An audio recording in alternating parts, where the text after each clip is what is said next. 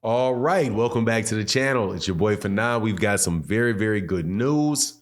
It has been a certain fight being offered to a certain fighter has been confirmed. And that is a fight being offered for a Jaron Ennis fight with Keith, one-time Thurman. And if this can actually take place, I'll be ecstatic. Let's talk about that in this video.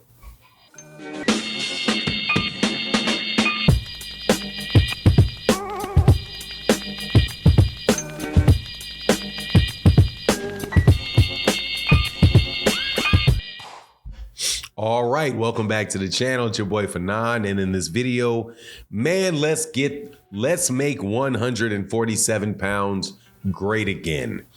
And the way we do that is for my wish to come true, which would be for Jaron Ennis to be able to fight Keith Thurman. And it has been confirmed by Bozy Ennis, the trainer of Jaron Ennis, that the fight has been offered to Keith Thurman. Now, before I get into the details of it though, let me welcome you back to the channel. If you are new to the channel, please accept my invitation to hit the subscribe button, hit the bell icon so you can be notified of when we release more videos. And if you're a longtime subscriber and supporter of the channel, thank you very, very much for your continued support. And thank you to everybody that supports the channel and the super thanks. It really does make a huge difference to the channel. Thank you, Matty Yo. There are a couple other new subscribers I'm gonna make sure, or more supporters that I'm gonna make sure I get and I put into the next video that I do. It may not be the next video to air, but it'll be the next video that I do. Thank you guys so much for your support, because hey man, you know what it is. I'm gonna be out here telling what I think. Whole lot of people are not gonna like it. Some people are gonna like it. Hey man, and if you like it, hey man, support the channel so we can keep doing it. Otherwise, hit the like button or dislike button on your way as you listen to the video. But let's get into this, because I think this is one of the best fights that can be made in the welterweight division. The welterweight division has been over a period of time, I think, the best division in boxing. It is had some of the best fights over the last, let's just say, 10 years. You've had Shawn Porter fight everybody. You've had Danny Garcia fight everybody. You've had Errol Spence Jr. fight everybody. You know, pretty much you've had Terrence Crawford fight Errol Spence and Keith Thurman, but that was at the culmination, and Shawn Porter. And that was at the culmination of, you know, the completion of the last era of welterweights. But now we have a guy that is on the outside of that group as far as age goes, and is the up-and-coming welterweight and one of the best up-and-coming fighters in all of boxing, if not the best up-and-coming fighter in all of boxing. And I mean that stuff. I put him right up there. I know that David Benavidez has won a championship twice. Also know that there's David Morrell out there, who's a spectacular fighter. You have, I think, you know, Shakur Stevenson's already won multiple championships. So I think, you know, he's an established champion at the age of 25 or 26 or what have you. But Jaron Ennis, man, I think Robbie got more talent than all of them. As much or more, let me not discount everybody, as much or more talent as any of them.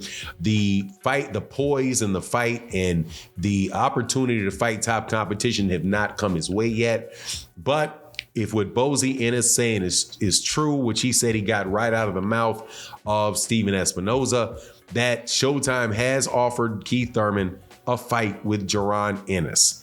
And as you know, or if you don't know, let me tell you, Jaron Ennis is, I think, is potentially the next poster boy for Showtime, after, you know, because he's significant. Well, I think, what is he?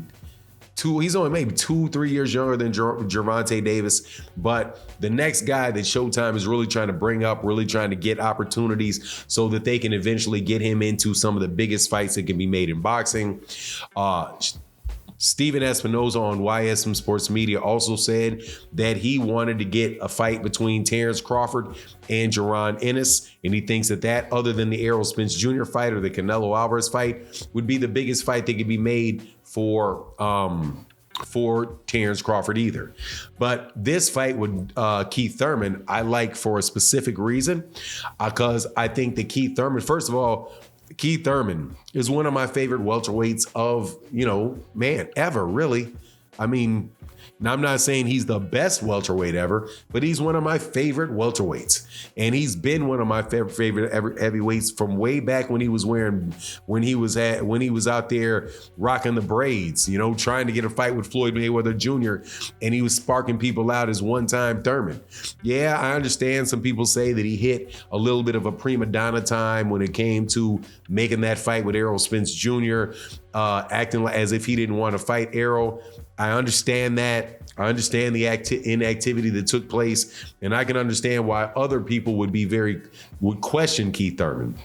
Me, for my part, though, I like Keith Thurman as a fighter. I think he's an excellent fighter. He's only lost one fight, and you will never hear me dismissing somebody off of one loss. And I don't care what the loss looks like. It's not fair. A whole lot of people had bad losses and came back and wound up doing very, very well in their fights. Okay, so I remember, matter of fact, I don't remember it, I know this to be the case. Max Schmeling beat Joe Louis and dominated Joe Louis the first time that Joe Louis fought Max Schmeling. Before Max Schmeling went ahead and won. I think after that he wound up winning the heavyweight championship. I believe he did. But anyway, yeah, I believe he wound up, whatever the case was, maybe he didn't win the championship, but he beat Joe Louis. And he beat Joe Louis in a one-sided fight. And Joe Louis came back and beat him in a one-sided fight. And there's a bunch of other examples related to that. I mean, that type of scenario happening. So the fact that in a close fight, in my opinion, Keith Thurman lost to Manny Pacquiao, man, ain't no way in the world that I'm going to be writing him off. I'm going to be writing him off for that. So Jaron Ennis and him, I think, would be an exciting fight. I think it was a fight that would get a lot of people interested in it. I think that it would be a very, very good challenge for Jaron Ennis, because Keith Thurman is that level of fighter. He is that top level fighter, and he's proven that in the ring. And he has somebody that would be a former unified champion for Jaron Ennis to fight. And if Jaron Ennis is fake, Jaron Ennis will lose. So for all of the people that are saying that, well, I don't know what he'll do and he got exposed. I mean, I don't even get how you say he's been exposed with something. But, if you fight somebody like him, Keith Thurman, you will get exposed, because Keith Thurman is without a doubt a championship level fighter. And has he been the most active in the world? No, he's only fought one time in 3 years. But hey, man, you got to come back sometime. And he's not going to just refuse to fight anybody till he's 40 years old. So no time like the present. Obviously, in that fight, I would favor Jaron Ennis to beat him. But he may actually make Jaron Ennis have to get extremely serious, have to get him in a game where he can't do this, where he can't just blatantly showboat and do slow-mo to fast punches and do the things that bolo punches, even though he's never done a bolo punch that I've seen. I wouldn't be surprised if he didn't pull it out one day. May make him just kind of get more centered and make sure that he's focused. But I love the fight, and I certainly hope they make the fight, especially seeing as Terrence Crawford says he doesn't want to fight either one of them, which is not good. But anyway, that's my take on the matter. You let me know what you think in the comment section. And with that, I'm out. Peace.